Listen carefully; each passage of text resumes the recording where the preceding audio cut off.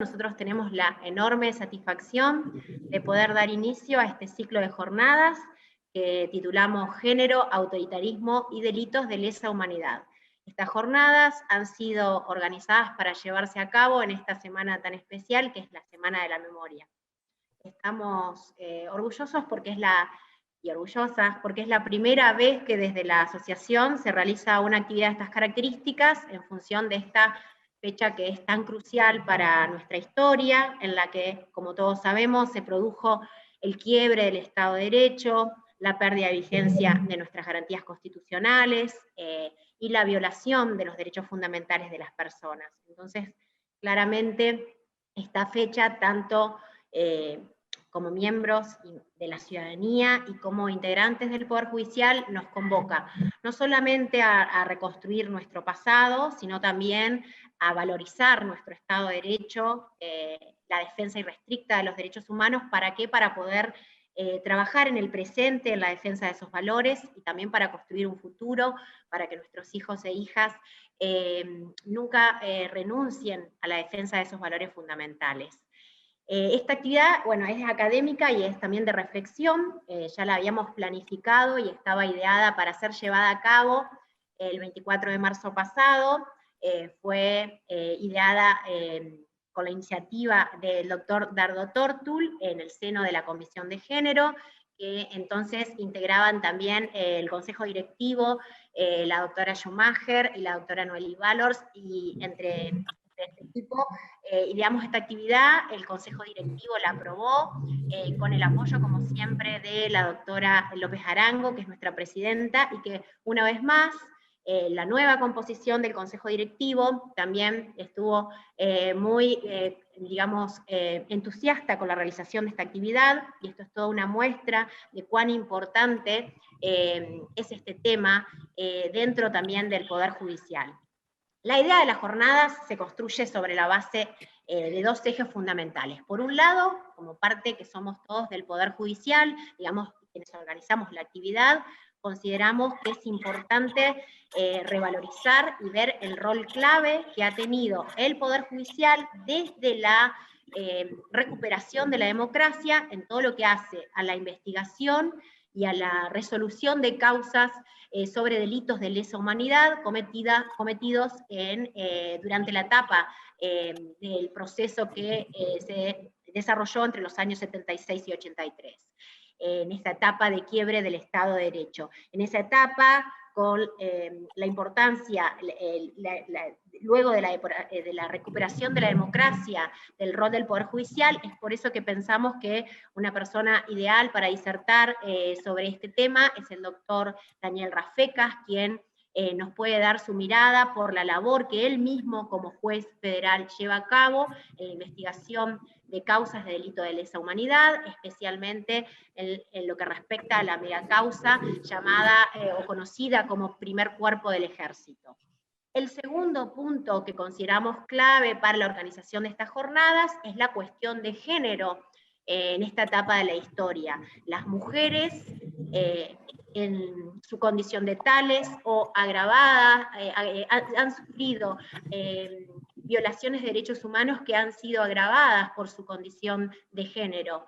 Y también han tenido un rol clave tanto en lo que se refiere a la reconstrucción de la memoria como en la búsqueda y en la defensa de la justicia en esta etapa tan clave de nuestra historia.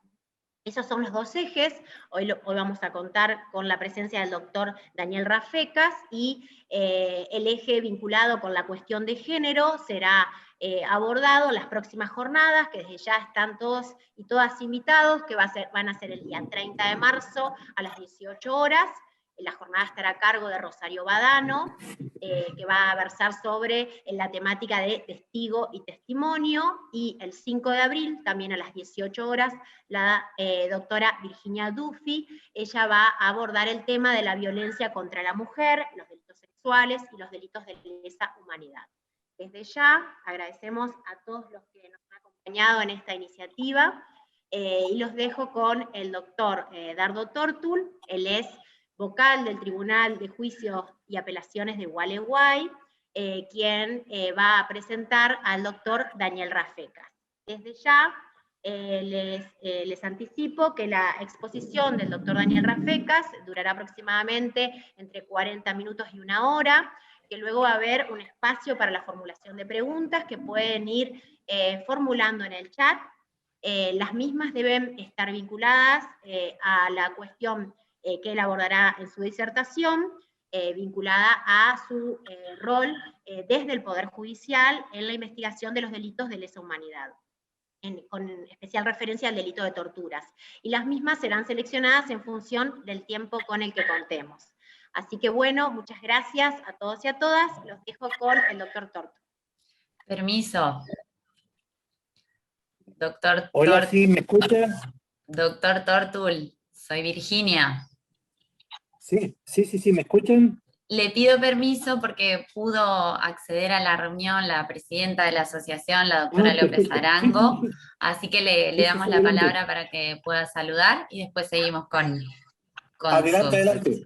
Es un minutito nomás. Bueno, saludarlos a todos, en especial al doctor Rafecas. Me demoré, doctor, ¿cómo le va? Me demoré porque estoy en Buenos Aires. Salí. Y el tránsito es tirano.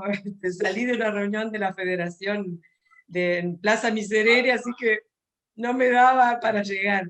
La verdad que agradecerle muchísimo que hayamos podido concretar esta actividad que la teníamos programada desde el año pasado.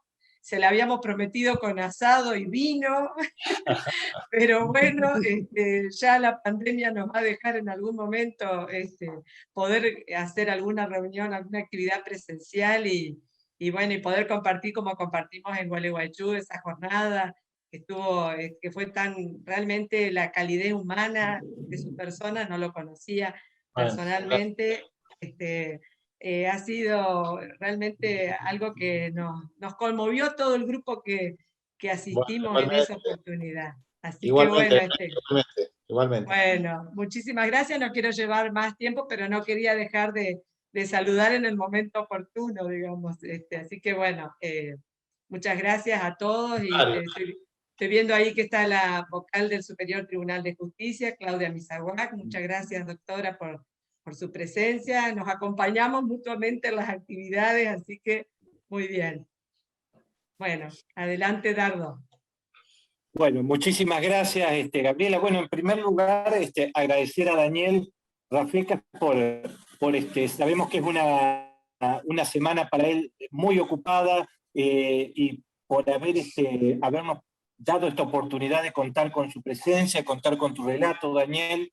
También, obviamente, ya que estamos, Gabriela, por habernos ha apostado esta actividad, bueno, a Laura, a Gisela y Noelí, quienes conformamos parte de la Comisión de Género, agradecerles por la fuerza siempre puesta para este tipo de actividades, y bueno, obviamente a toda la Comisión de Género y a la Asociación de la Magistratura y de la Función Judicial. Hablar de presentar a alguien como Daniel, que ya es conocido por todos, hasta resultaría innecesario mi relato, pero bueno, recordar algunos pasajes de la trayectoria de Daniel Rafecas como profesor regular de la Universidad de Buenos Aires, juez federal, que como bien señaló Laura, ha tramitado causas en relación a delitos de lesa humanidad. También, obviamente, no puedo obviar su condición de doctor en Derecho, y precisamente la tortura y otras prácticas ilegales a detenidos, obra que hoy lleva el prólogo de David Baigún, de nuestro querido David Baigún. Fue su tesis doctoral, además de ser una de las obras que él ha publicado. También, de más está tallar, otro de los libros de Daniel Rafecas, Crimen de la Tortura en el Estado Autoritario del Estado de Derecho. Y perdóname, Daniel, que por ahí haga una cuestión de tipo personal. Vos sabés, mi preferido, Historia de la Solución Final, de Editorial Siglo XXI, que siempre destaco esta obra de Daniel, él la señala como novelada, de alguna manera. Será tal vez por la relación que hay en tu familia con el séptimo arte también, pero hay una cuestión importante de esta obra de la historia de la solución final, que yo creo que de alguna manera es un puente entre las dos obras anteriores. ¿Por qué? Porque nos habla de Ahí está. precisamente, exactamente, ahí va, historia de la solución final del siglo XXI. Detalla en una investigación sumamente seria, por supuesto, sumamente profunda, lo que ha sido precisamente la estructuración y la organización de una de las etapas más crueles de la historia de la humanidad, cuál fue la solución final. Pero ¿por qué digo esto? Porque también nos permite el mundo concentracionario, que detalla muy bien Daniel en esta obra, nos permite también comprender lo que fueron los centros de detención clandestinos durante el denominado proceso de organización nacional, pero hablemos conforme, de una manera clara, conforme la última dictadura cívico-militar existió en la República Argentina. Ahí él detalla perfectamente, nos permite hacer, hablo de esta obra un poco porque nos permite realizar este puente entre lo que es el mundo de la opresión, el mundo del encierro, y lo que él llama muy concretamente esa suerte de derecho penal subterráneo, ¿no es cierto?, que coexistió en la República Argentina junto con el aparato ilegal de represión. Si yo tuviera, se me ocurrieron algunas palabras para definir un poco a Daniel en sus facetas. Se me ocurrió la palabra capacidad, obviamente, formación, obviamente, humildad también, y bueno, yo adhiero a lo que han dicho ya quienes recibieron la palabra, ¿no es cierto?, la calidez humana, la capacidad de Daniel de transmisión, ¿no es cierto?, de todo su saber, de todo lo que él ha investigado, pero siempre estoy regresando a una palabra: compromiso. Un compromiso muy fuerte con todo lo que es, ¿no es cierto?, el derecho penal en general y lo que es la materia de la vigencia de los derechos humanos en particular, que muy bien Claudia Misaguac lo ha dicho en algún momento, y adhiero a lo que señaló nuestra querida vocal del superior, como construcción colectiva. No creo que no queda nada más para decir, y yo creo que a lo que todos estamos esperando, que es ni más ni menos que al doctor Daniel Rafecas. Gracias. Bueno, muchas gracias, querido Dardo. También muchas gracias a la muy buena introducción también de Laura, las palabras de Gabriela. La verdad que con estas introducciones va a ser difícil no defraudarlos en algo. Voy a hacer todo el esfuerzo porque no. Bueno, por supuesto, desde ya mi agradecimiento a la Asociación de Magistrados de Entre Ríos por esta invitación, y a todos ustedes por estar aquí en el día de hoy acompañándonos. Bueno, sé que la mayoría de ustedes son colegas, magistrados, magistradas, así que el gusto es doble. Y muchos de ustedes, amigos, amigas también, de haber compartido otras actividades. Bueno, ya, digamos, yendo al tema que quería compartir con ustedes a propuestas de la Comisión de Gen y del doctor Tortul, la idea es compartir con ustedes la experiencia que tuve. Yo llevo 16 años como juez nacional en lo criminal y correccional federal, a cargo de esta mega causa del primer cuerpo de ejército. Asumí en 2004, justo en el momento en el cual se estaban produciendo la reapertura de los procesos de investigación de delitos de lesa humanidad en la Argentina. En ese momento todavía no se había dictado el famoso fallo Simón, que va a tener lugar en 2005, pero en la ciudad de Buenos Aires ya contábamos, en ese mismo proceso, que es el caso Poblete-Lazuc, ya teníamos un fallo favorable de la Cámara Federal, es decir, de mis superiores, declarando la inconstitucionalidad de las leyes de obediencia debida y punto final, que entonces nos habilitaba a los jueces inferiores a desempolvar, ¿no?, los expedientes que habían quedado cancelados digamos, y archivados en el año 87. Y bueno, yo tengo un recuerdo muy, muy simbólico de esa primera semana o esos primeros días que yo asumí en el juzgado, que mandé buscar esos expedientes al archivo, porque ahí es donde estaban, los expedientes relacionados con la investigación del centro clandestino Orleti, o del circuito Club Atlético Banco Olimpo, o el de Mansión Seré, que era de la Fuerza Aérea. Y la última foja de actuación de estos expedientes era de abril o de mayo o de junio de 1987, en donde el juez de aquel entonces acataba la ley de obediencia debida y de punto final, y daba por cancelado entonces la prosecución de la causa. Es decir que de una foja a otra, ¿no?, se pasaba de 1987 a 2004. Y en esos 17 años de esa vuelta de página se condensaba bueno, toda esa era de impunidad, si se quiere, o por lo menos de falta de justicia respecto de estos crímenes atroces, ¿no?, que bueno, de los cuales hoy la justicia argentina viene dando debida cuenta.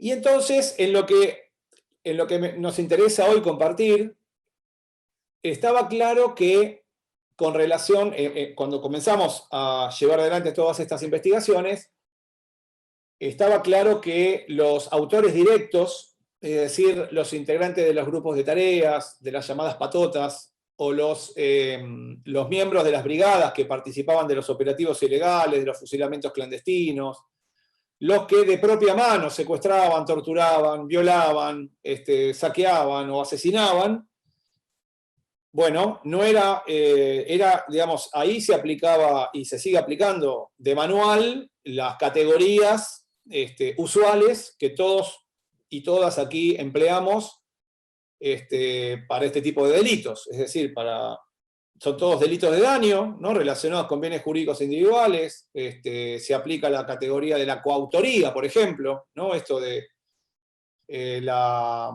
digamos, la identificación en cada caso de los elementos propios de la coautoría funcional, ¿no?, que difundió Roxini y otros autores, esto de la realización en común, el plan común en el aspecto subjetivo, un aporte esencial durante la etapa ejecutiva. Por supuesto, todos delitos especiales, porque eran delitos cometidos desde el Estado por funcionarios públicos, y allí estaba la condición de autor especial, porque el 99% de los que participaban eran o bien militares, o bien policías, o bien penitenciarios, o agentes de inteligencia, de modo tal de que con respecto a los autores directos, que básicamente en mi causa operaban desde los centros clandestinos de detención y tortura, la verdad que no se presentaban dificultades, si se quiere, dogmáticas o técnicas, para encuadrar correctamente esos hechos en su magnitud, y que luego, a la hora de un juicio oral, sean objeto de la condena, digamos, correspondiente, ¿no?, a esos delitos, y en términos de autoría del artículo 45.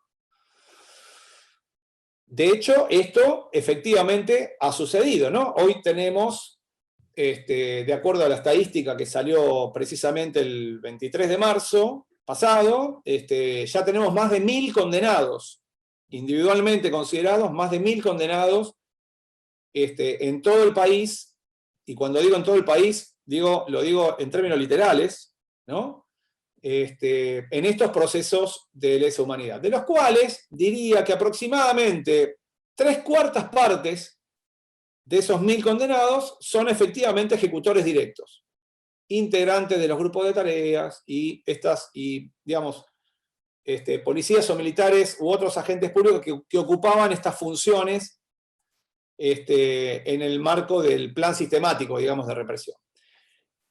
Ahora, el punto que yo quiero compartir con ustedes, que me parece más interesante y que ha sido y sigue siendo de alguna manera un desafío para nosotros como fiscales o como jueces, tiene que ver con cómo encuadrar y considerar a los llamados mandos medios y altos mandos que también estaban involucrados en estos crímenes. Por supuesto, sin mancharse las manos de sangre, sin siquiera participar en términos físicos o personales en los operativos o en los centros clandestinos de detención, sino que estos mandos medios y estos altos mandos, que estaban en la cúpula, digamos, del aparato de poder, o de la jerarquía, digamos, militar, lo hacían, cumplían, realizaban su aporte, cada uno desde su lugar, o desde su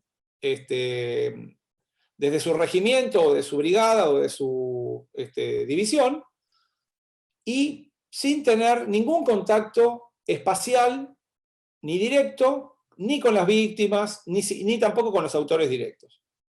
Es decir que estos mandos medios y altos integraban lo que se llama una cadena de mandos. Una cadena de mandos por donde fluían órdenes criminales de la cúspide a la base, por donde se aseguraba la logística, los medios, los móviles, los efectivos, los salarios, la comida, el mantenimiento, a los ejecutores directos, y especialmente también se proveía de garantías de impunidad. Esto ha sido resaltado por muchos tribunales en la Argentina, en el sentido de que esto también era un aporte importante que hacían estos mandos medios y altos respecto de los autores directos. La provisión de impunidad, ¿no? Y al mismo tiempo, por esta misma cadena de mandos, en sentido inverso, es decir, de la base a la cúspide, hoy en día está largamente demostrado que fluía la información de inteligencia, entre comillas, que se le arrancaba a las víctimas bajo tortura en los centros clandestinos. Y esa información fluía hacia la cúspide, y en la cúspide era reunida y analizada sistemáticamente para generar entonces nuevos operativos, nuevos objetivos, y así alimentar, ¿no?, permanentemente la maquinaria represiva. Bueno, la pregunta era entonces cómo encarar las imputaciones respecto de, básicamente, en lo que era la estructura de mandos de la dictadura. Ustedes saben, y esto ya lo había dado por probado el juicio de las juntas militares del 85, había dado por probado que la dictadura, el 24 de marzo del 76, monta un aparato de poder que ya estaba preparado de antemano, totalmente al margen de las instituciones, ¿no?, y de forma clandestina. Y ese aparato de poder tenía posiciones que hoy las conocemos con detalle, ¿no? Es decir, había un mando único, que era el jefe del Estado Mayor General del Ejército, a cargo de Jorge Rafael Videla en un principio, y que a su vez desplegaba en todo el territorio una delegación de poder en 5 cuerpos, de ejército, o Army Corps, ¿no?, traído de la jerga norteamericana. Y estos Army Corps estaban a cargo de un general de división cada uno. En el caso del primer cuerpo de ejército era el general Suárez Mason, ¿no? Pero allí hay otros nombres muy ominosos, como el general Menéndez, ¿no?, el tercer cuerpo de ejército, o el general Galtieri en el quinto cuerpo de ejército, o el general Riveros en el cuarto cuerpo de ejército, etc.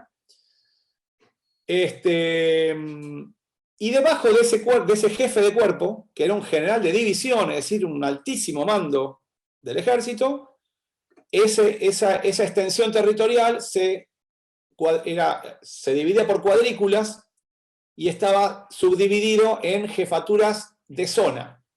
Y entonces había jefes de zona que eran generales de brigada. Es decir, un escalón por debajo en términos jerárquicos en lo que es la estructura del ejército, y las jefaturas de zona a su vez subdivididas en jefaturas de subzona, que eran coroneles, y a su vez había jefaturas de área, que estaban a cargo de tenientes coroneles, a cargo de batallones, por ejemplo. Y de esas jefaturas de área dependían los centros clandestinos de detención que previsiblemente estaban a cargo de un capitán o de un mayor del ejército, ¿no? Como el caso de, no sé, Durán Sáenz, por ejemplo, que era capitán, que estaba a cargo de Vesubio, ¿no? Y lo mismo pasaba en la Marina, ¿no? Con esta misma estructura. Bueno, la pregunta era entonces cómo hacer para asignar la responsabilidad que merecían cada uno de los integrantes de estos militares que estaban en esta cadena de mandos, llegando hasta la cúspide.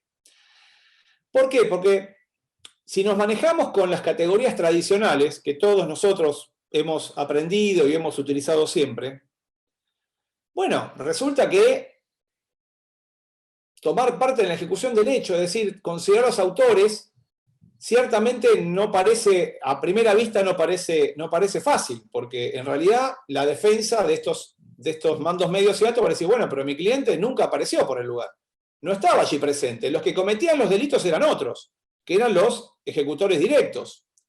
Más bien, en todo caso, podría imputarse una instigación, pensemos. Ahora, la instigación en el Código Penal argentino, si ustedes ven con un poco de atención lo que establece el legislador argentino del año 1921, en el artículo 45, dice los que determinaren directamente a otro a cometer un delito. Es decir, pareciera que se está refiriendo al instigador directo, ¿no? Y por lo menos se pone una cuestión discutible que la cadena de instigadores pueda ser punible, ¿no?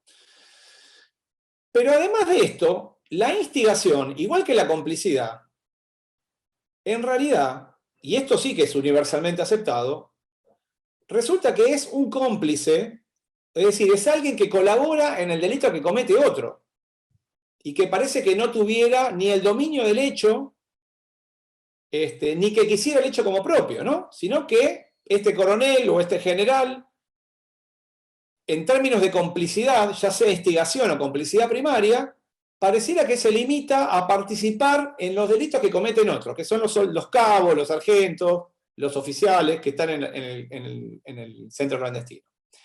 Bueno, este mismo dilema,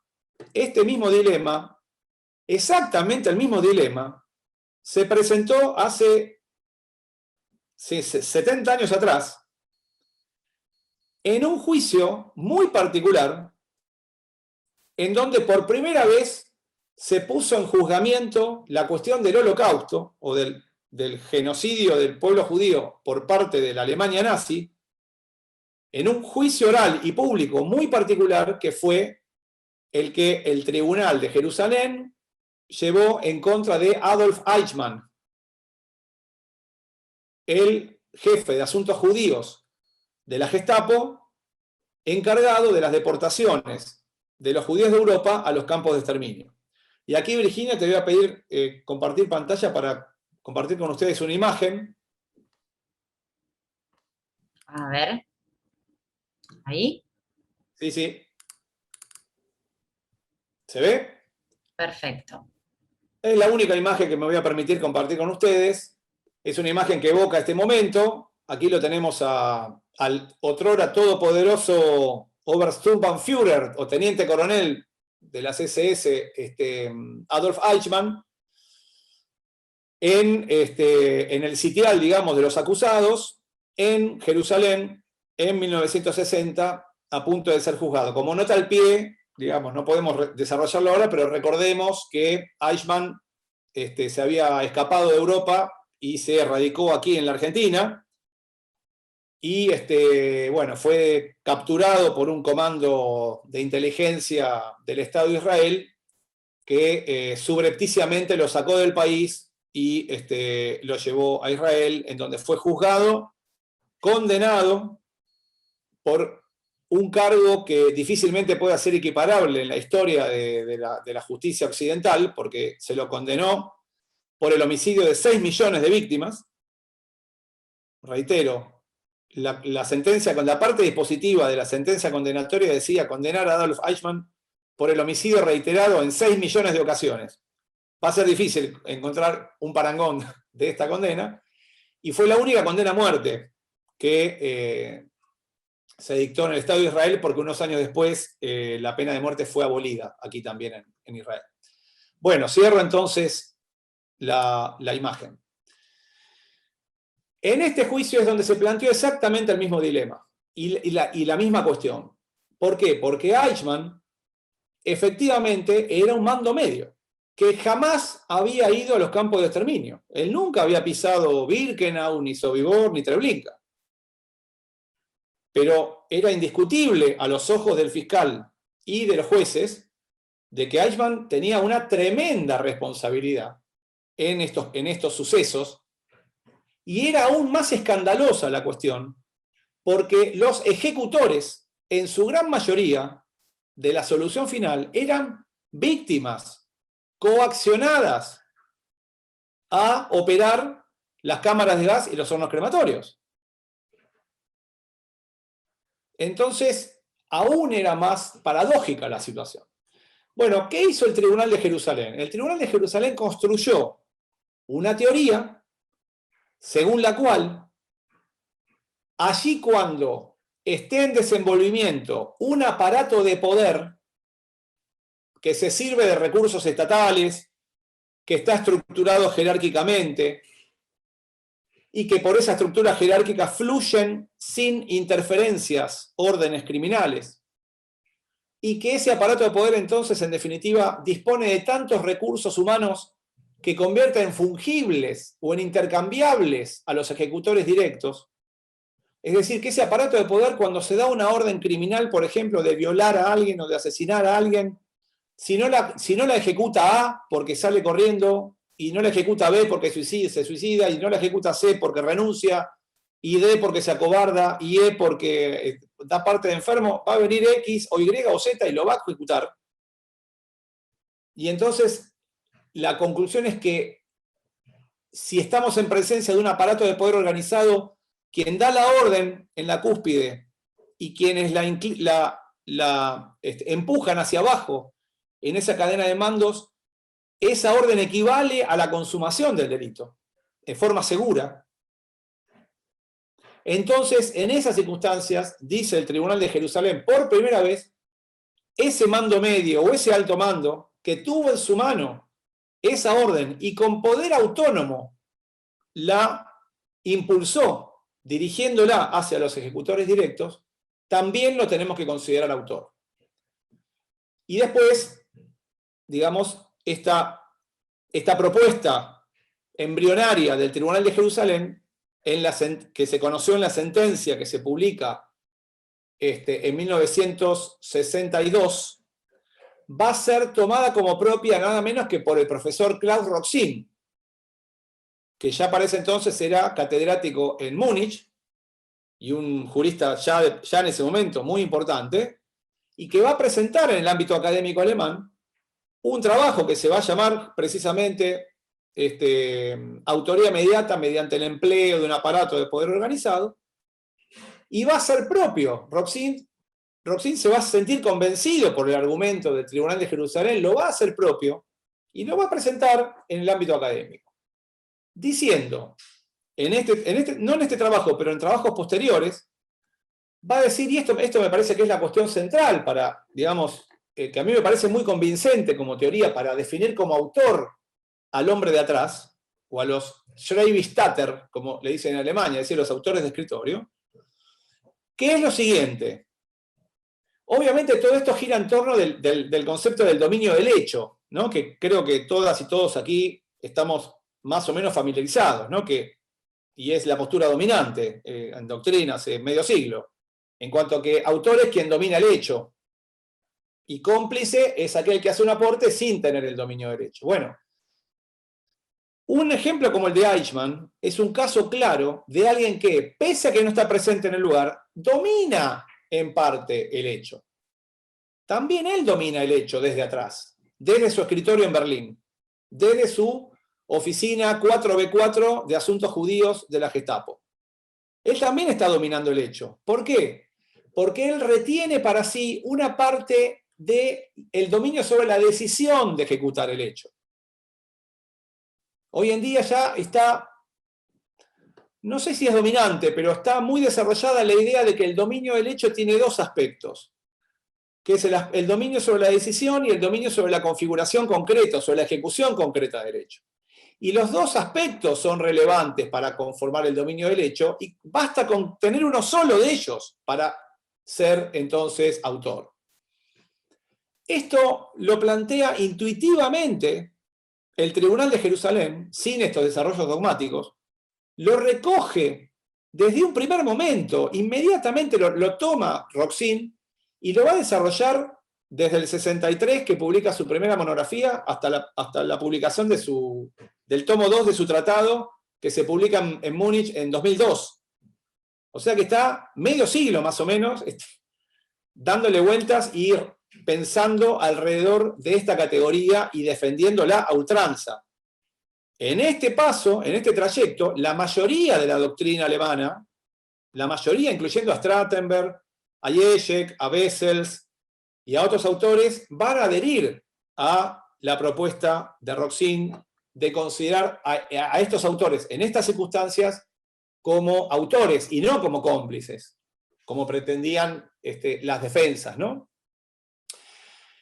Lo paradójico es que si nosotros nos colocamos en esos años, en el año 62, con la sentencia de Eichmann, que imagínense dio la vuelta al mundo, ¿no?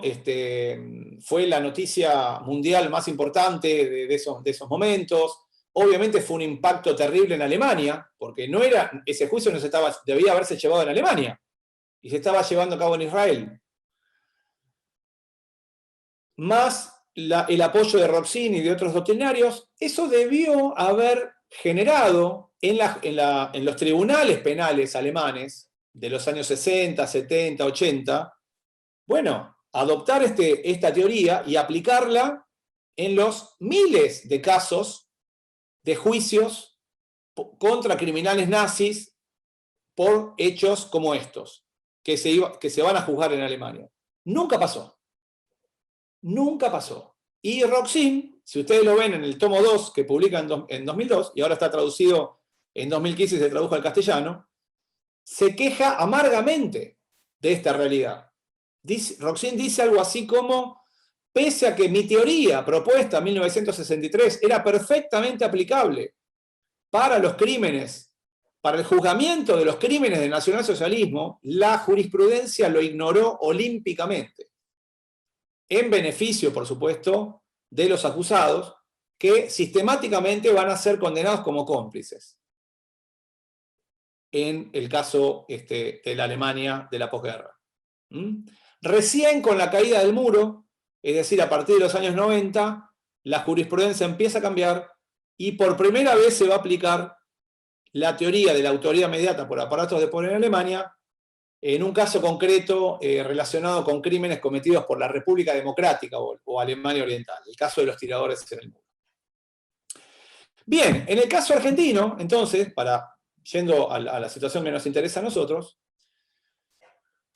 el desafío para fiscales y jueces era entonces cómo imputarle los secuestros, las torturas, las violaciones, que como sabemos a partir del 2010, con el fallo Molina, y hoy en día es una jurisprudencia aceptada en todo el país, los crímenes cometidos contra mujeres por condición de género adquirieron total visibilidad, recién a partir del 2010, ¿cómo hacer para imputárselos a los, allí cuando eran sistemáticos, a los mandos medios y altos? Bueno, es interesante señalar que el propio Roxin, en su obra del 2002, cita en una nota al pie que la primera vez que un tribunal de justicia, después del juicio de Jerusalén, aplica la teoría de la autoridad mediata fue la Cámara Federal Argentina en el juicio de las juntas militares, en 1985. Lo dice Roxin en el tomo 2 de su tratado. Reitero, la primera vez que a nivel mundial se aplicó el criterio de la autoridad mediata por aparato de poder fue la Cámara Federal de la capital en el juicio de las juntas militares.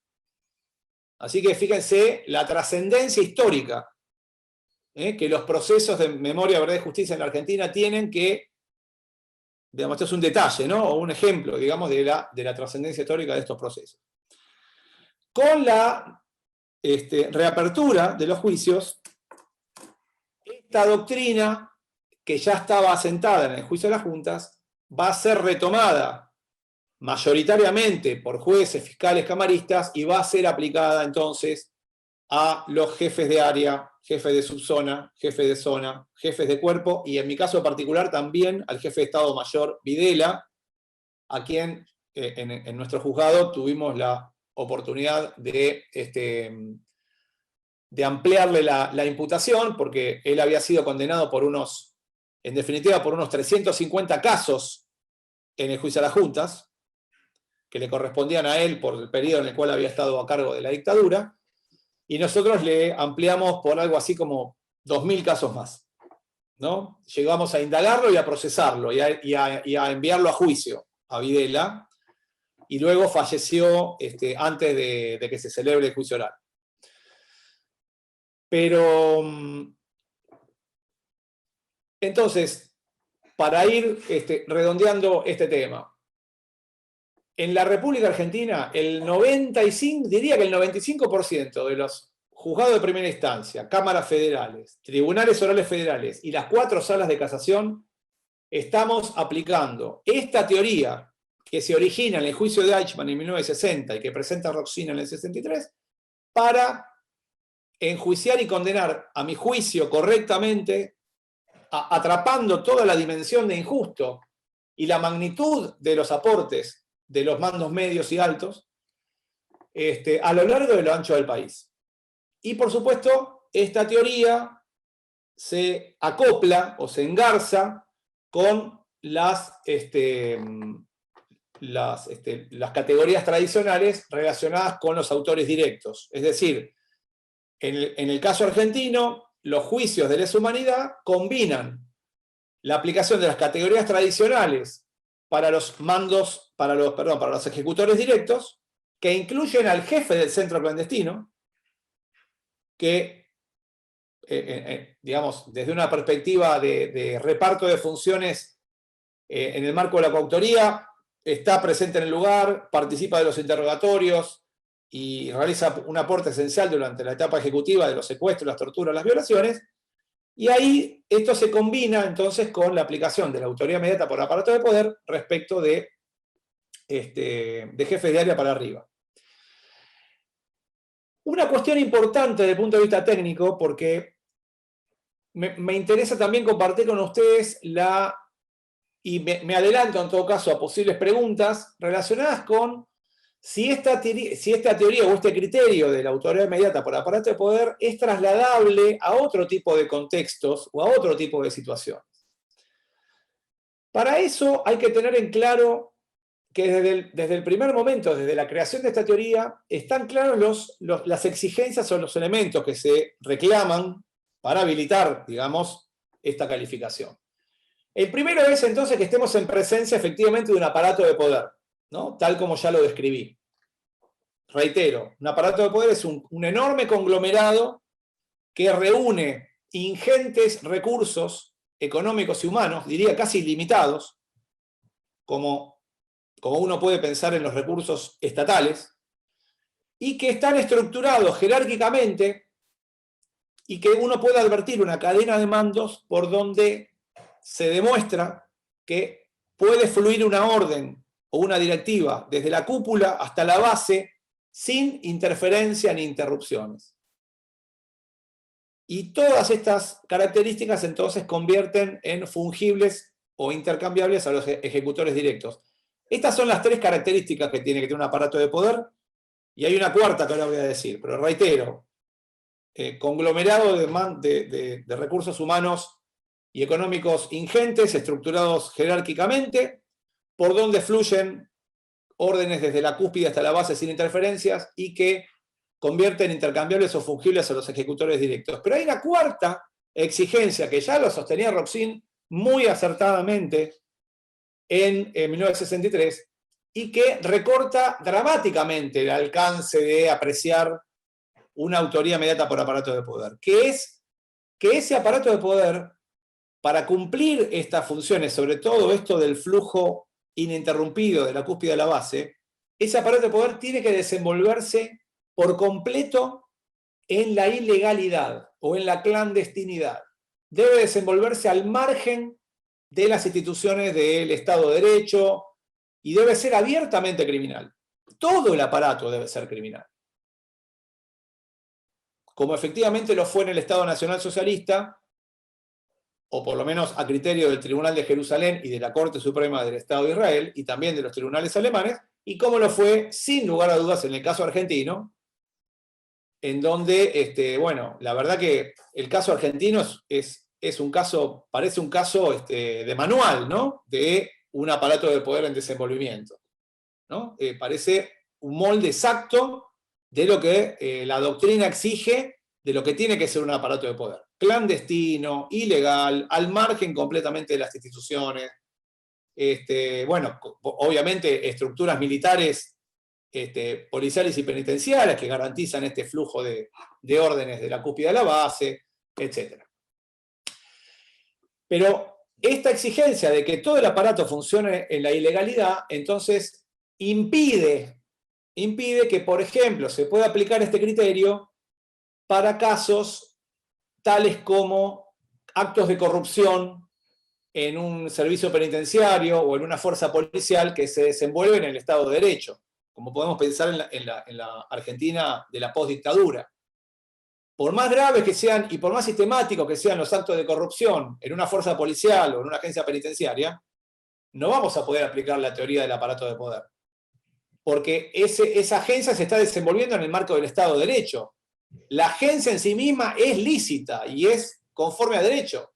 Lo que es ilegal son las prácticas corruptas hacia su interior.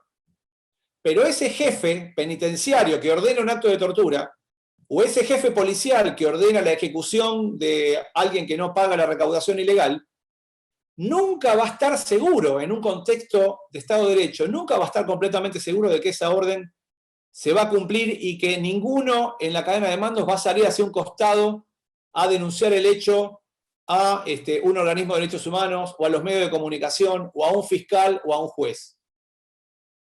Y esta es la cuestión clave, que limita dramáticamente el alcance de la autoría mediata por aparato de poder.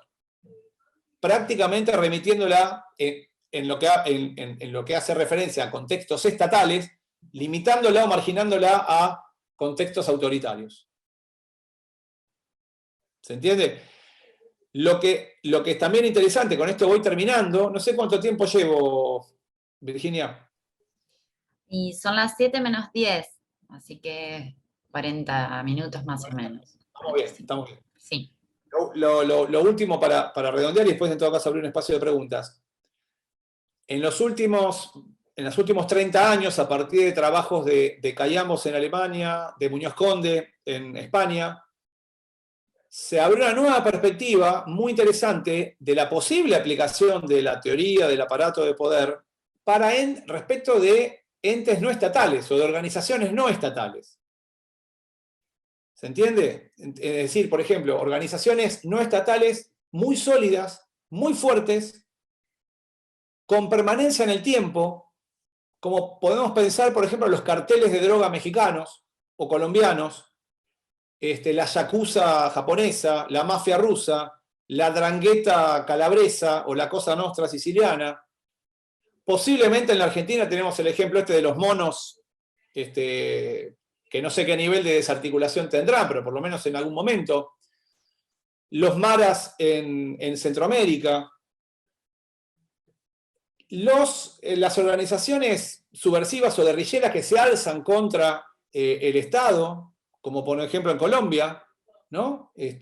Anteriormente el M-19, hoy en día la FARC, que incluso tienen o presumen de cierto control territorial, ¿no? Como si fueran casi un Estado dentro de un Estado. Entonces, en estos casos de organizaciones criminales muy consolidadas, en donde se pueda probar en un juicio todos los elementos de la autoridad inmediata por aparato de poder, es decir, una organización con ingentes recursos humanos y económicos, que fluya la orden hasta la cúspide, que tenga sicarios o mano de obra o ejecutores también numerosos, ¿no? Que en definitiva que podamos dar por probado, que la fiscalía o la acusación pueda dar por probado respecto de una organización criminal, que cuando el líder da la orden, en la base esa orden se va a ejecutar, porque si no actúa el sicario A, lo va a hacer el B, el C, el D o el Z. Y efectivamente, esas organizaciones criminales se desenvuelven en su completitud o en su totalidad en la más abierta ilegalidad y criminalidad. Son el crimen organizado. Y por lo tanto, también cumplen con esta cuarta y tan difícil exigencia que planteaba Roxin ya en los años 60. Este es el panorama actual de esta categoría. Hay una aplicación masiva, yo diría que en la Argentina tenemos sin duda más de 100 sentencias en donde se ha aplicado la autoridad inmediata por aparato de poder, algo que seguramente habrá asombrado a Roxin. Yo sé que Roxin está al tanto de esto, y seguramente en algún momento va a merecer alguna nota o algún comentario sobre este fenómeno increíble, que en un país del tercer mundo, allá lejos, ¿no? En el sur de América Latina, resulta que hay un movimiento judicial de verdad y justicia que está aplicando masivamente esta teoría que en su propio país nunca fue atendida, y aparte con una rigurosidad y un apego, digamos, a las exigencias, ¿no? De la doctrina. Y ahora se abrió, en estos últimos 25 años aproximadamente, se abrió esta nueva perspectiva interesante, que también, digamos, quería compartirlo con ustedes, de explorar la posibilidad de aplicar esta teoría también para el crimen organizado, allí cuando se den estas características. Y que esto también está aprobado, a priori por lo menos, desde el punto de vista teórico, por la doctrina, y a mí me parece también que, a partir de mi experiencia, de haber trabajado también con estas categorías, me parece que son supuestos en donde se satisfacen todas las exigencias de la autoridad inmediata por aparato de poder. Para terminar, y acá voy a citar tanto al Tribunal de Jerusalén como a Hannah Arendt, cuando evoca y cita esta parte de la sentencia del tribunal. Hannah Arendt escribió un libro específico sobre el juicio de Eichmann, que se llama Eichmann en Jerusalén, un estudio sobre la banalidad del mal, publicado en castellano en 2001, en la editorial Lumen.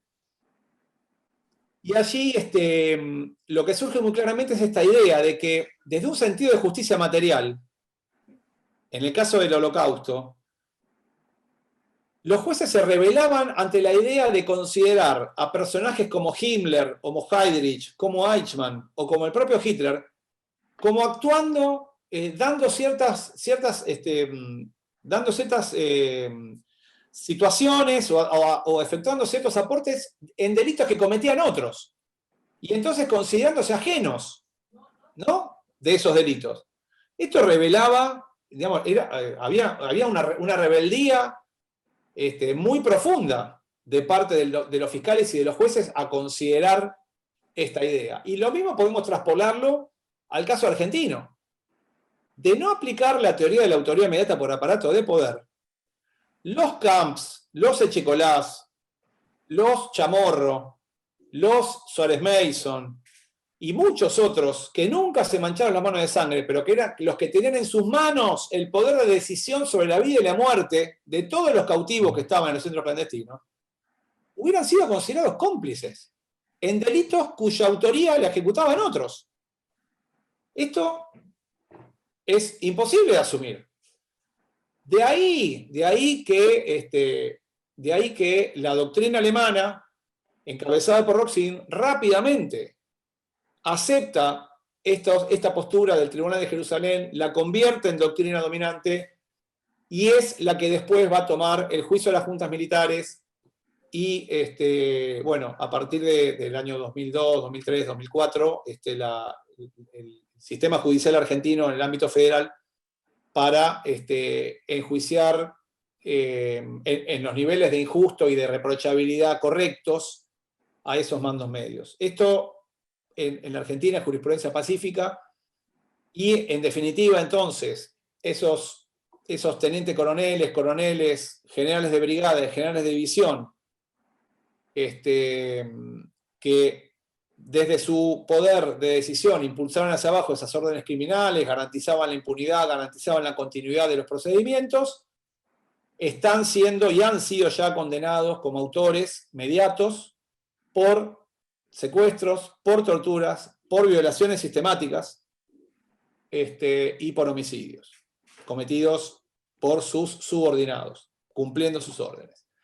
Así que fíjense, para terminar, fíjense el salto cualitativo que ha dado en este sentido la justicia, el Estado argentino, y diría hasta la sociedad argentina, a través del Poder Judicial, que pasamos en 20 años de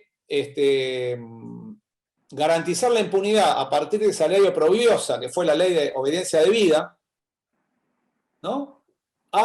Pasamos en un giro de 180 grados, a consagrar el juicio y castigo, como corresponde, desde el punto de vista de justicia material, a todos los autores, ya sea directos o mediatos, de estos crímenes de lesa humanidad, honrando así nuestro país y el Poder Judicial argentino, las demandas y los reclamos de la comunidad internacional, tratándose de crímenes que atentan contra toda la humanidad, ¿no?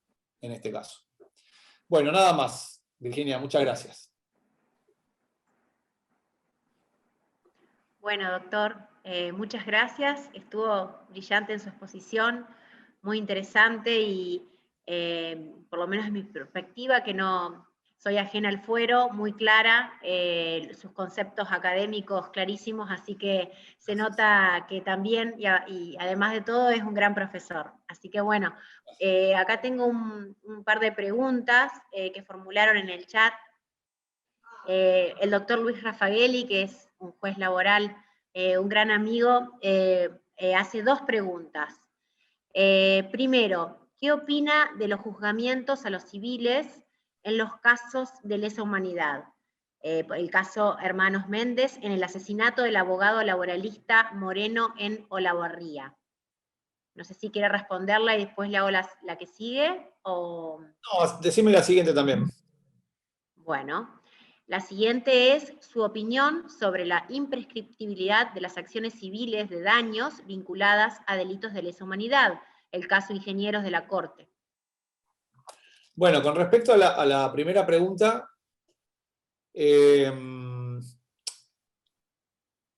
la dinámica y las características de este aparato de poder desplegado por la dictadura para la persecución y exterminio, digamos, de los enemigos políticos, prácticamente prescindió de las estructuras formales del Estado. Es decir, por lo menos desde mi experiencia como juez de la causa del primer cuerpo de ejército, prácticamente no hay vínculos o contactos materiales entre el aparato de clandestino de poder y la fachada, digamos, de Estado meramente de derecho, digamos, de la dictadura, ¿no? Los ministerios, el sistema judicial formal, no hay prácticamente contacto. Es decir, la dictadura monta todo un aparato autosuficiente y autorregulado que no necesitan y que prescinde de las estructuras formales del Estado. Esto explica en alguna medida la escasez de imputaciones, procesamientos y condenas de civiles, es decir, de funcionarios civiles de la dictadura, ¿no? Le hace secretarios de Estado, directores nacionales, ministros, encargados de entes, incluso de jueces, fiscales, defensores oficiales que integran el Poder Judicial. Por supuesto, sabemos que en algunos casos esto no ha sido así. Tenemos casos en Mendoza, en Salta y Jujuy, en el Chaco, y en otros lugares del país, en donde desde el Poder Judicial hubo cruces con el aparato clandestino, y esto ha sido demostrado en los debates y en los juicios, y en definitiva han habido condenas.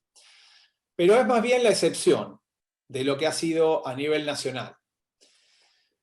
De modo tal de que, por ejemplo, en mi causa, nosotros hemos elevado a juicio aproximadamente respecto de unos 250 o 300, entre 250 y 300 acusados, y los civiles no son más que una decena, ¿no? En casos puntuales, en donde excepcionalmente, sobre todo en aspectos de persecución de la dictadura por cuestiones económicas, aparecen entonces funcionarios involucrados del área de economía, de la Comisión Nacional de Valores, u otros funcionarios por el estilo, que están detrás, digamos, de la codicia de la dictadura por apropiarse de empresas o de capitales o de propiedades, ¿no? Que se sospecha que, no sé, que forman parte de las organizaciones armadas, etc.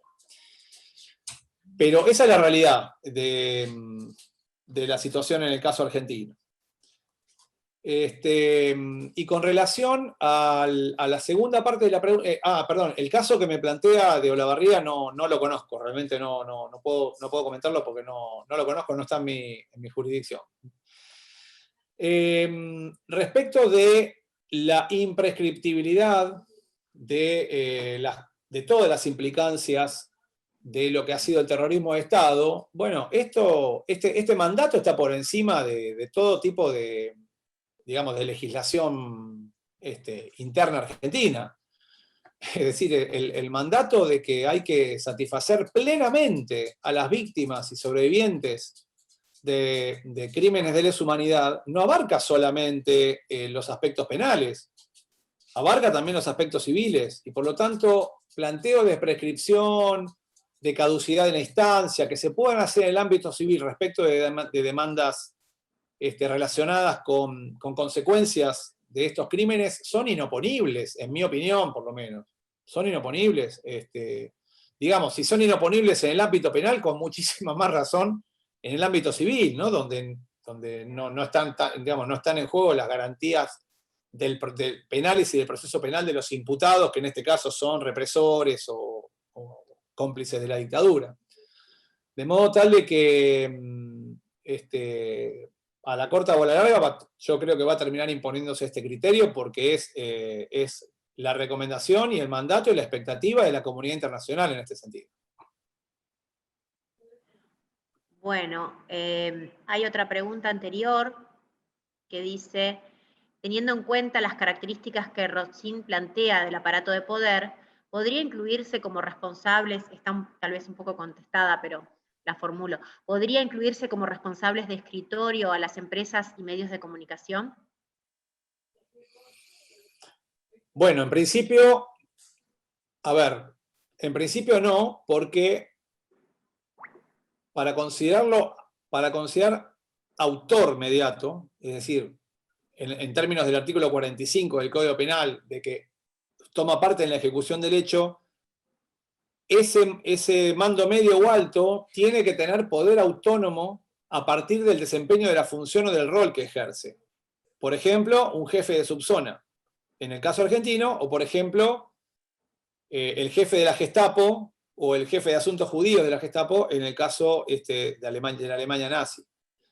Esto no quiere decir que no pueda ser objeto de imputación y de condena otros factores de poder que de una u otra manera realizaron aportes a la empresa criminal en forma dolosa y que han sido aportes que se consideren esenciales para la empresa criminal, ¿no? Entonces ahí estamos en el marco de la llamada complicidad primaria, que también está prevista en el artículo 45, y que esto no está muy desarrollado en la doctrina, pero yo me permití hacer una elaboración en mi tesis doctoral sobre esta cuestión, en el sentido de que en cada uno de estas posiciones constitutivas de autoría mediata, volviendo al caso argentino, por ejemplo, un jefe de cuerpo, un jefe de zona, un jefe de subzona, un jefe de área, de modo lateral a estas posiciones, vamos a tener otros funcionarios que colaboran. Por ejemplo, en el caso argentino, lo que llamaba el Estado Mayor, que asesora al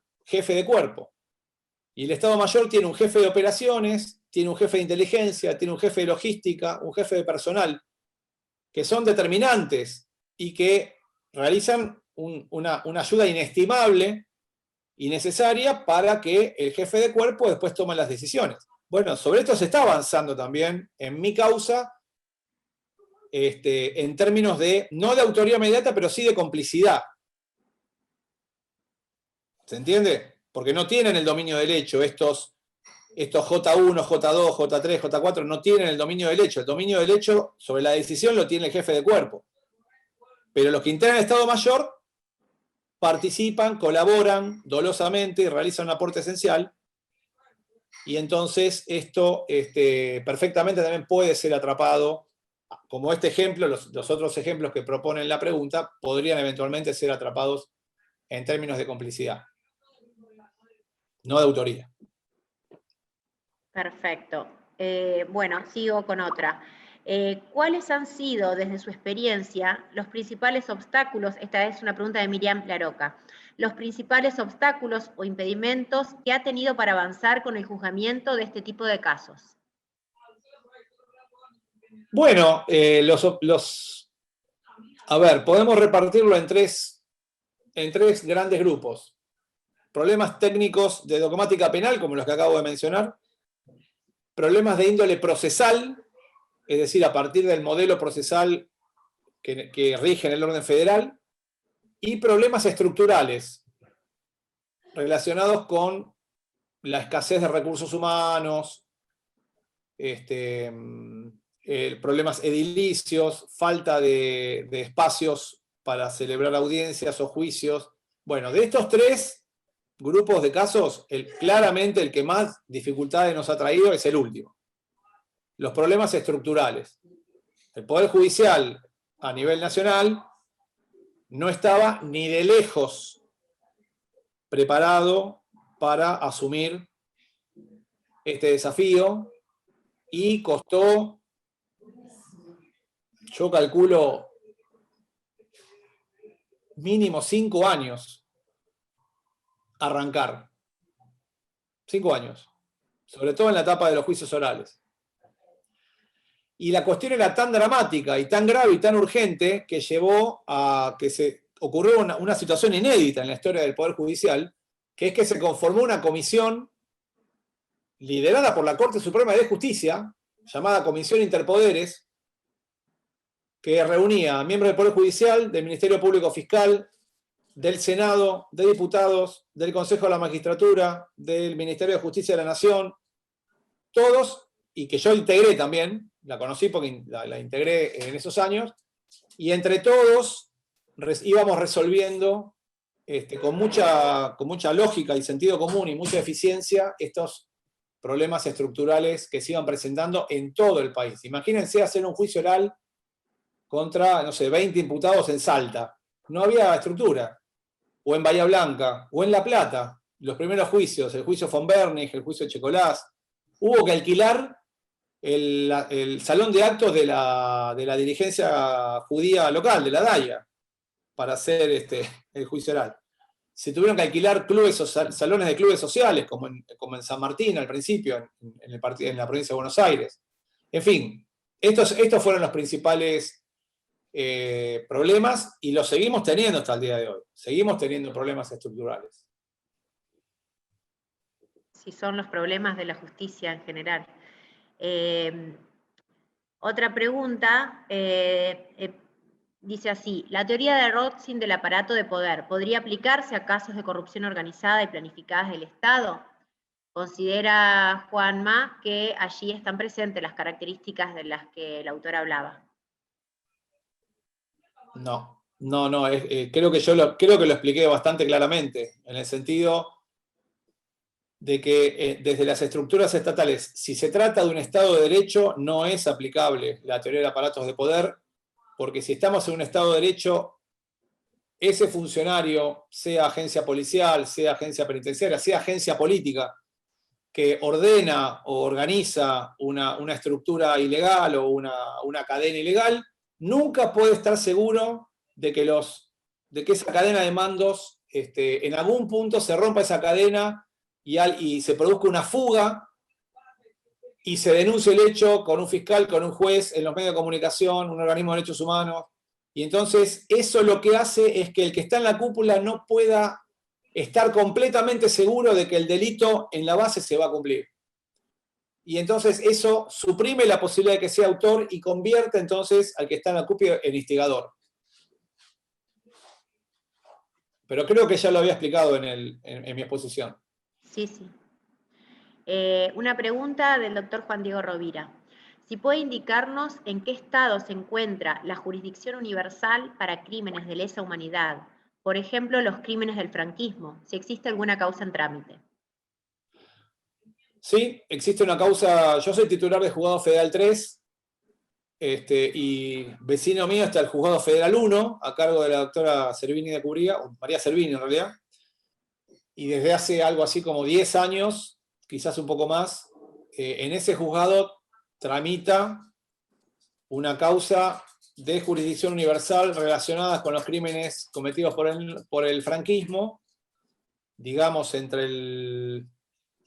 vamos a decir, con la finalización de la Guerra Civil en el 39 y hasta la muerte de Franco allá por el 75, ¿no?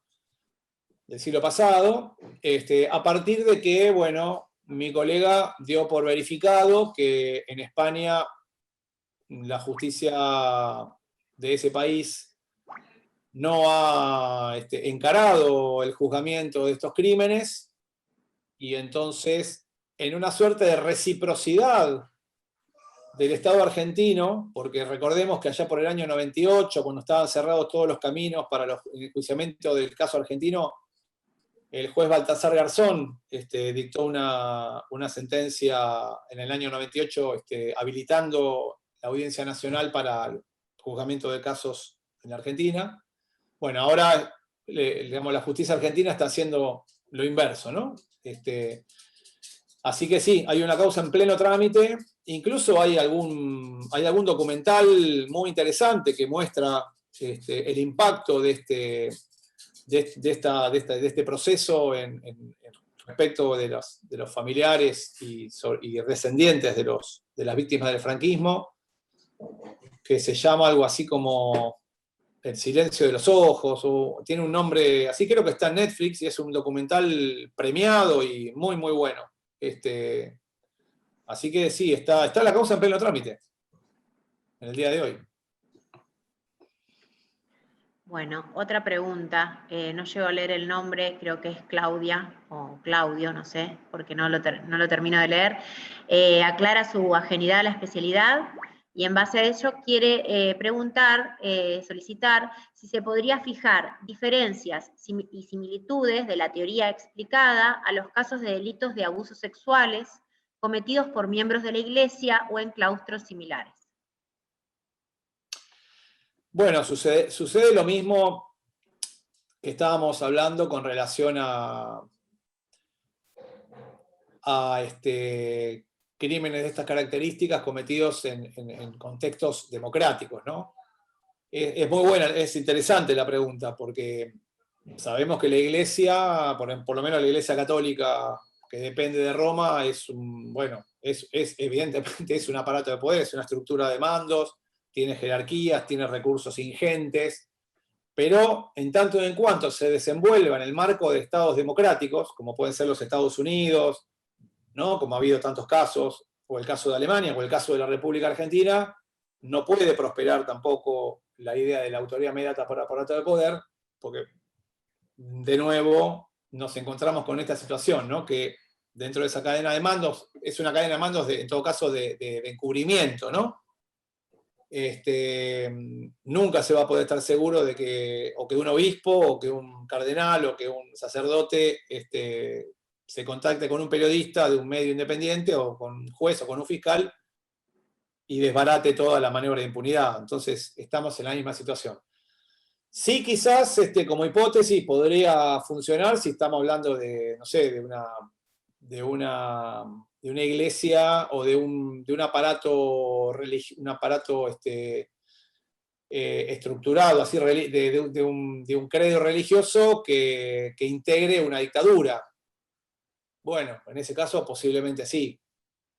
¿no? Que forme parte, digamos, del poder político eclesiástico de una dictadura. Entonces, en ese caso, quizás sea posible ensayar una idea así, pero no en contextos democráticos. No sé si hay alguna otra pregunta que quieran formular, podemos abrir el micrófono.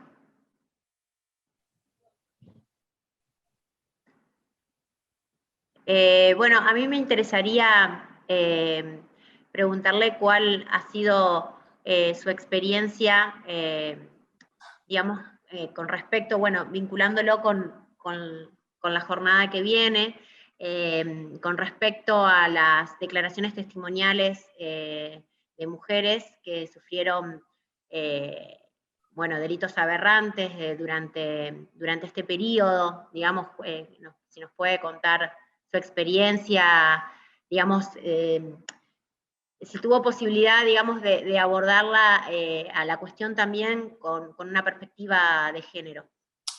Sí, por supuesto, sí, claro, Laura. Yo les contaba que yo comencé mi trabajo en 2004. En mi caso, yo, bueno, pertenezco a la corporación judicial desde los 19 años, o sea,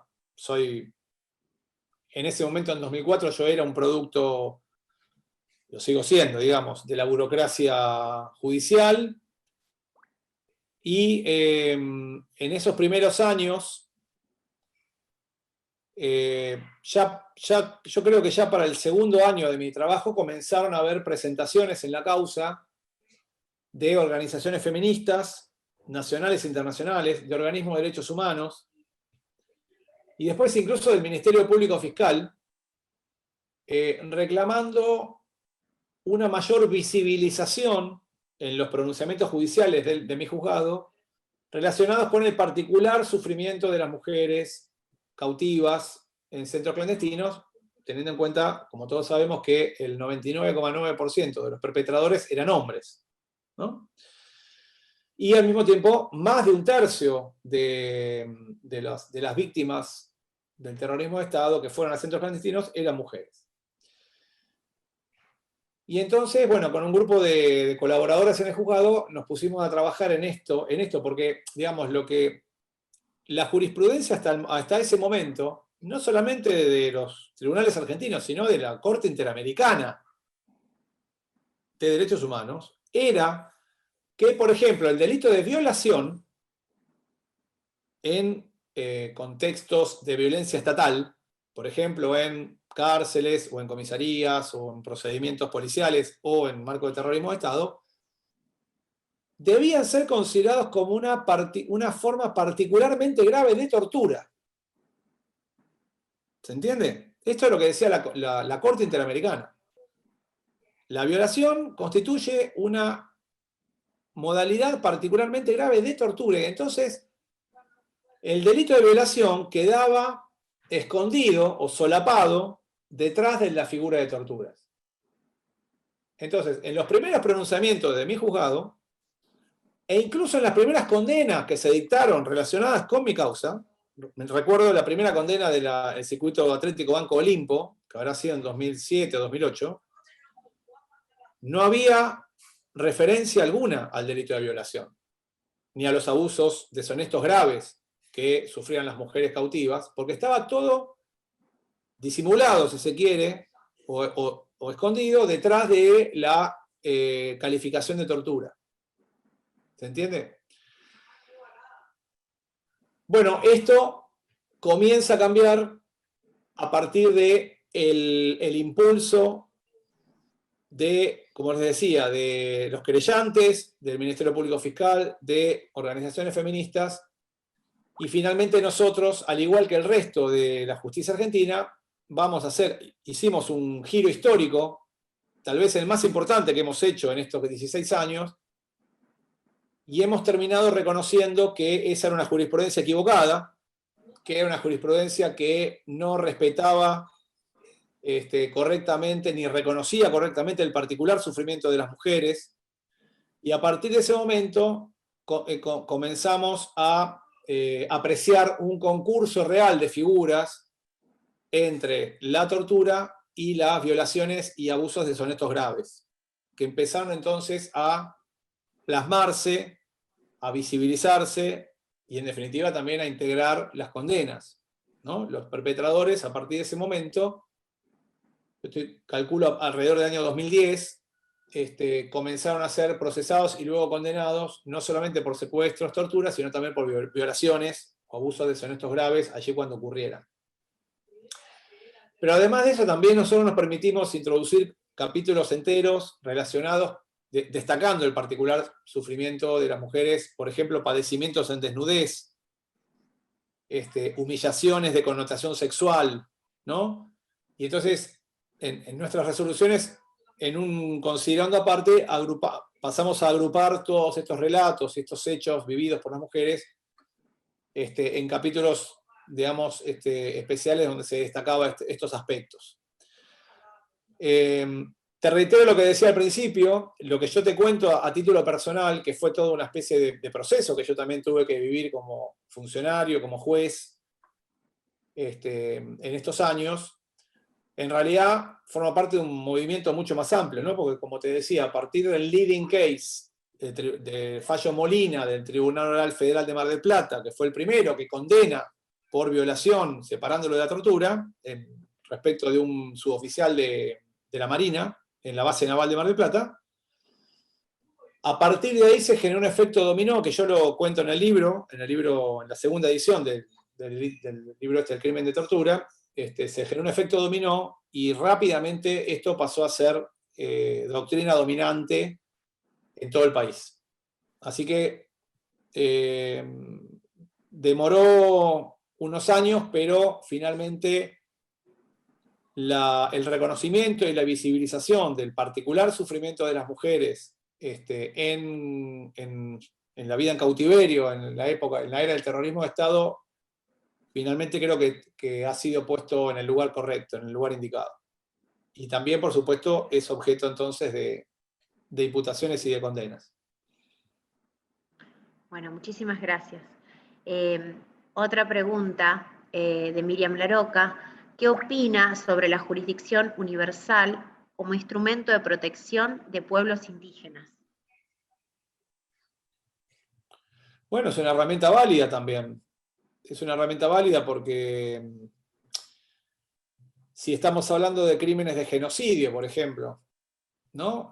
O crímenes de lesa humanidad, recordemos que el genocidio, incluso desde la perspectiva jurídica, de acuerdo a lo que establece la Convención Universal contra el Genocidio del 48, y después ratificada por el Estatuto de Roma, etc., reconoce como uno de los 4 móviles posibles considerado genocidio, la persecución por odio étnico, ¿no? O por grupo étnico. Y entonces esto encaja perfectamente digamos, en la tipificación de crímenes masivos, especialmente cometidos del Estado, respecto de pueblos originarios. Y aún de no ser así, también crímenes de lesa humanidad, en tanto y en cuanto, digamos, satisfagan todas las exigencias que se le asigna a este tipo de criminalidad. Así que en ese sentido también es perfectamente posible llevar adelante o aplicar, digamos, la jurisdicción universal para situaciones o para este tipo de crímenes cometidos respecto de pueblos originarios. Por supuesto, a ver, en el caso argentino estamos hablando de crímenes que fueron cometidos a fines del siglo XIX y también a comienzos del siglo XX, ¿no? Como la famosa masacre bueno, creo que fue en el Chaco, ¿no? Contra ¿cómo se llamaba? Mapalpí, creo que se llamaba el evento concreto, donde fueron asesinados algunos cientos de indígenas, creo que del pueblo Com. Pero estamos hablando de sucesos que ocurrieron hace un siglo.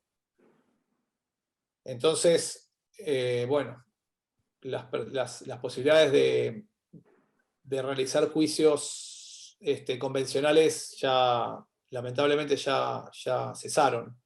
Pero nada impide que, bueno, se puedan explorar procesos que al menos establezcan la verdad de los acontecimientos y generen responsabilidad del Estado y las indemnizaciones consecuentes, ¿no? No sé si hay alguna otra pregunta que se quiera formular. Bueno, la mayoría son agradecimientos, felicitaciones. Todos dicen que ha sido excelente la exposición y que están muy agradecidos. Bueno, nosotros estamos muy contentos y contentas, todos los miembros de la comisión y Gabriela también. La verdad que fue una jornada muy enriquecedora y bueno, se nota, pese a lo virtual, la calidez humana de nuestro disertante, obviamente su inteligencia y el sentido práctico con el que nos explica y nos hace fácil a todos los conceptos. Así que bueno, felicitaciones y esperemos que podamos organizar nuevas actividades. Y bueno, quisiera que Gabriela, como presidenta de la asociación, cierre la jornada.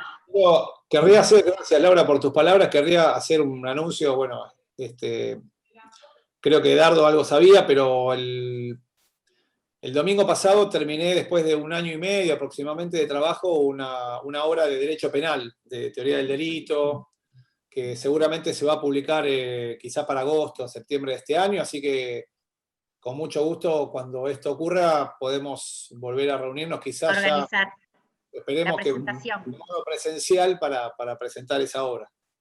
Ya, perdón, te comprometemos ya para la presentación. Nos comprometemos y nos comprometemos a cumplir. Todavía le estamos debiendo el ágape, así que no, muchísimas gracias. Hay muchos abogados, quiero decirle que hay muchos abogados que han participado de esta charla, y eso me gusta mucho, me agrada enormemente porque contrariamente yo he ejercido 13 años la profesión, así que he repartido mi trabajo en alguna medida también ya desde el ejercicio de la profesión, así que me resulta muy grato que también este tipo de actividades las podamos también compartir con el resto de los que estamos en el aparato judicial, ¿no? Así que Bueno, después, para seguir en contacto, yo tengo una cuenta de Instagram que se llama Rafecas Daniel, donde a veces también publico actividades o conferencias o noticias, digamos, del ámbito nuestro, del ámbito penal sobre todo. Así que también, o si quedan preguntas o comentarios, también los pueden hacer por ahí. Bueno. Ahí lo veo el doctor Martínez, por eso decía Gaby, sí. No lo reconocía con la barba. Sí, cambió el look.